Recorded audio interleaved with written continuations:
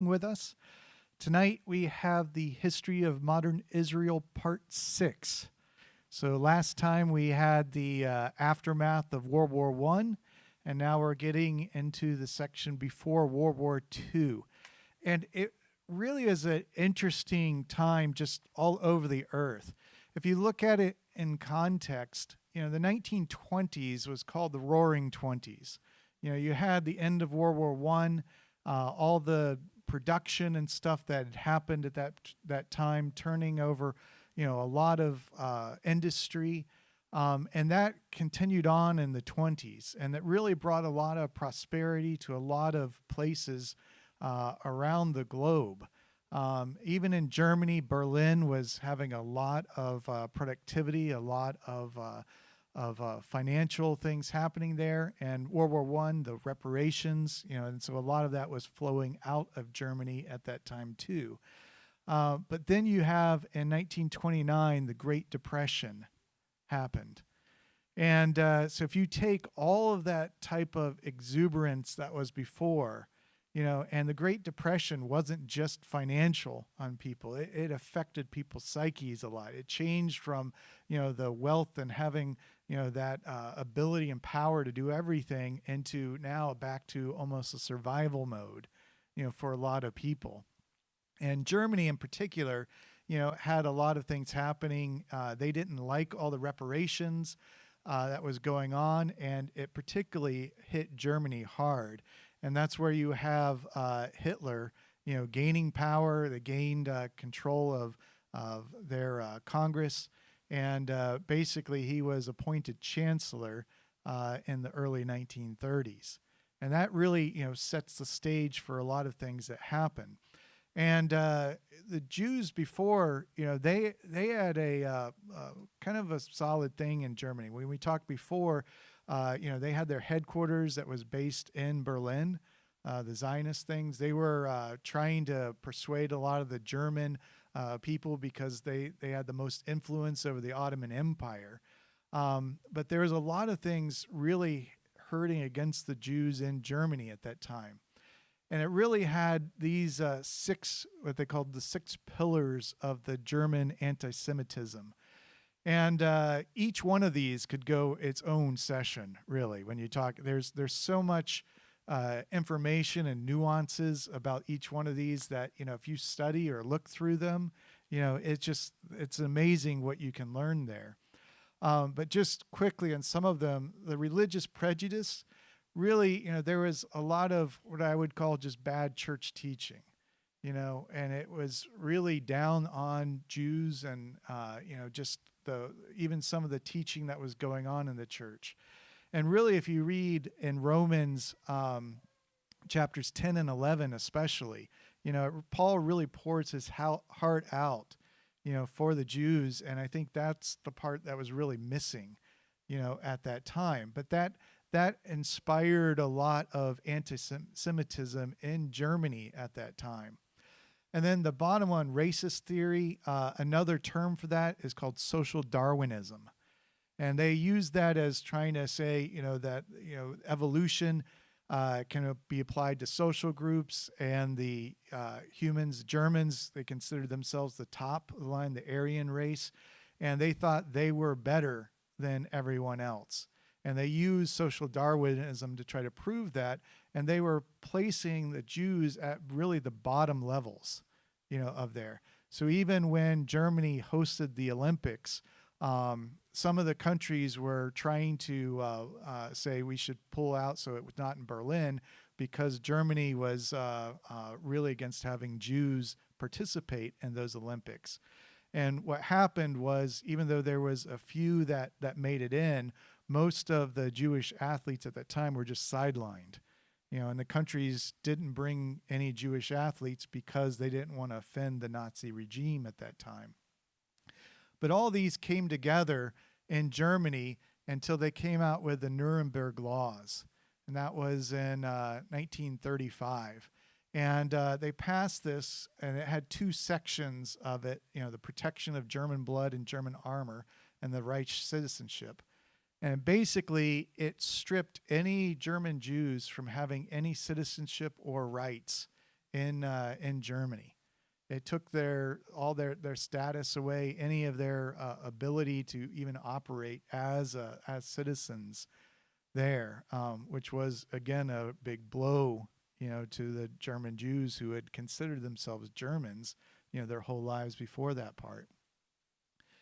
And that brings us to the Fifth Aliyah. And this started in 1929. It again coincides a lot with the way the Great Depression, happened. And you can see this is a very large number of Jews immigrated to Palestine at that time. A lot of this was because a lot of the nations, including the United States that we talked about last time, had closed or very limited Jewish immigration. And so it was kind of like, they were almost forced to go to Palestine. And even before 1933, a lot of the German Jews who left at that time because they could see the stuff coming, they had to leave all their possessions behind. The German authorities would not allow them to take it, so they basically had to sneak out with just what they could carry. After some negotiations, they were able to get some compensation for leaving stuff behind and all there too, but a lot of them just left, just took what they could, got out. At that same time, the Palestinians didn't like all this new Jewish population coming into Palestine, and so they are starting to petition the British to say, hey, you got to stop this from coming, saying that the land could not handle all the new influx of people, which was really just an excuse. The Jews had found at the time, especially with the kibbutzes system and the agricultural, they had found ways of being very successful in getting the land and supporting people on that land. And they were training and teaching, the people as they were coming in how to be successful or set up successfully in the land. So you had a lot of new people, new blood coming. And so in 1936, the Arabs revolted. They because they weren't getting their way with the British and limiting a lot at the time, they had an uprising, against basically the British administration. And it started with just, a couple of, there was a killings that the Arab gang had killed 2 Jews, and the Jews people retaliated, and it just kind of kept escalating from there until it just, got into chaos. Eventually, the British military and the police ended the revolt, and it led to the Peel Commission coming in. And this was a British statesman, Lord Peel, that came in and trying to figure out, all right, what can we do in this area? We really need to make this successful. And after a while of studying and talking to the people there, they determined that basically that the British mandate was just unworkable, and it had to be abolished because the sides would not agree basically on anything that was going on. And their final conclusion was that we should take that land that's left, that area that was to the left of the Jordan River, the Palestine area, and basically divide it and have it in 2 states. And their lines that you can see in the red mark there was basically giving Israel about 20% of the land and giving the Arabs 80%. And they said, and that was based on population statistics and where a lot of Jews had been settling, at that time. The Jewish leaders agreed to it in principle, although they argued about where the borders should be drawn at the time. But the Arab leaders just rejected the plan outright. They didn't even want to look at it because it had acknowledged a Jewish state. And further, they were talking too that the land they were giving the Jews was the best agricultural lands, and so they were favoring the Jews with that 20%. However, it was the best agricultural land because that's what they had tended for that many years and built the kibbutz system on. And so it was the productivity at the time that had made that part of the land better agriculturally, not that it had any inherent place, better than the other parts. It just had been worked. But it just was rejected. So when you talk about, the state's solutions that, have been proposed, this was a bigger chunk of land than any other things that came following. And yet they refused to even negotiate or do anything at all. They rejected it outright. And that led to more riots going on.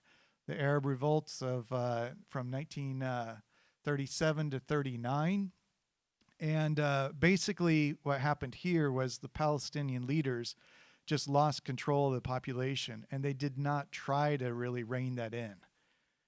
Instead it just became an unorganized chaos. And a lot of times they would try to build that up, keep building the chaos, because it worked toward their political agenda, because they wanted to kick the British out and kick the Jews out.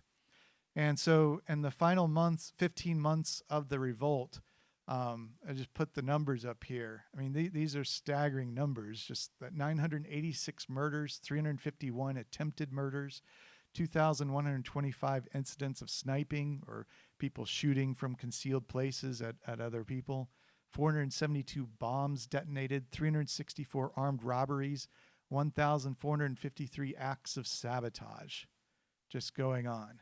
And so it was just a mess and chaos that was happening at that time. And again, there wasn't a lot of control that was happening there. And the British were basically tired of it too. They had spent a lot of time, a lot of effort trying to do different things, and nothing has been very successful with it. Until finally in May, they made this, it's called the White Paper. It was the Palestine Statement of Policy.